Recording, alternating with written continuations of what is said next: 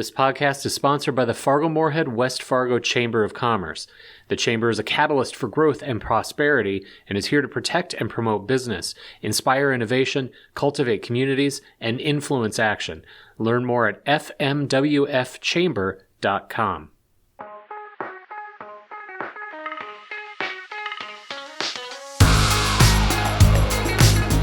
Hey there, everyone. Thank you for listening to the In-Forum Business Beat podcast. I'm your host, Thomas Avanella. I'm here to bring you up to speed on the latest business news from around the Fargo-Moorhead area, so let's get started.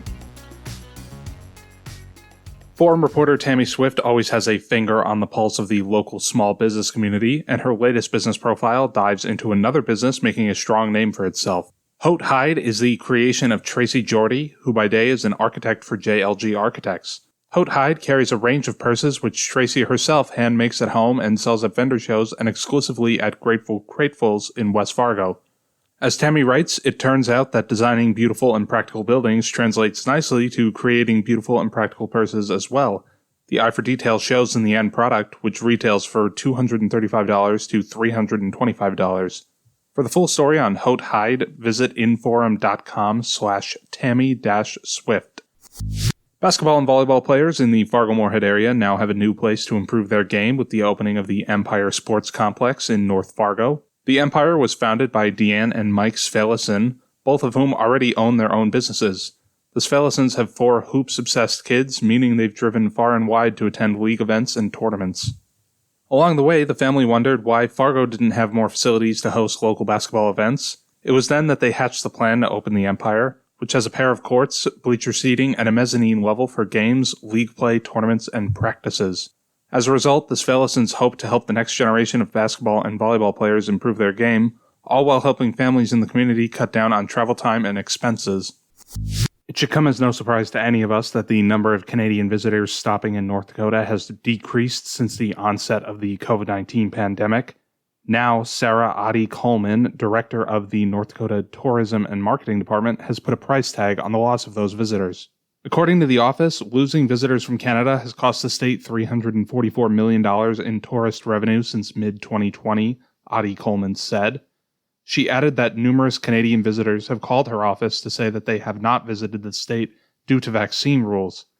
Foreign visitors entering the United States are required to be fully vaccinated against COVID-19 to enter the country. Passenger volume from Manitoba and Saskatchewan is 1/4 of what it was during the 33 months prior to the pandemic, Adi Coleman said. Both she and Governor Doug Burgum have been advocating for the vaccine requirements to be lifted. However, the Department of Homeland Security recently informed the state it will not change its policy anytime soon. Downtown West Fargo may have scored another new business as a whiskey and wine bar called the Noble Hare plans to open there soon. Originally, the West Fargo City Commission denied the restaurant from opening due to neighborhood concerns. Now the commission has reversed course, voting unanimously to provide a $75,000 grant for the business to move into the Firm at 344 Cheyenne Street. Noble Hare owner Isaac Olson told the commission that the bar is not intended to be a noisy sports bar, rather a place where patrons can enjoy drinks or date night in a subdued environment. Isaac said he hopes to open the bar in April. Craftwell Architecture and Construction will soon relocate its office into an oft-ignored corner of downtown Fargo. Craftwell co-owner and principal architect Chris Hawley explained to the forum that his firm plans to relocate to the Firestone space underneath the Fargo Civic Center parking garage. The project is considered to be an adaptive reuse and conversion of the space, which Hawley said is a specialty of his company's. The space is 14,000 square feet and will house Craftwell's offices as well as break room areas for employees. The new office will even have a pickleball court in the back for employees to use. Meanwhile, the front of the building will be devoted to a retail space for a yet-to-be-determined business concept, Hawley said. If all goes well, Hawley hopes that Craftwell will relocate to the space by the end of 2023.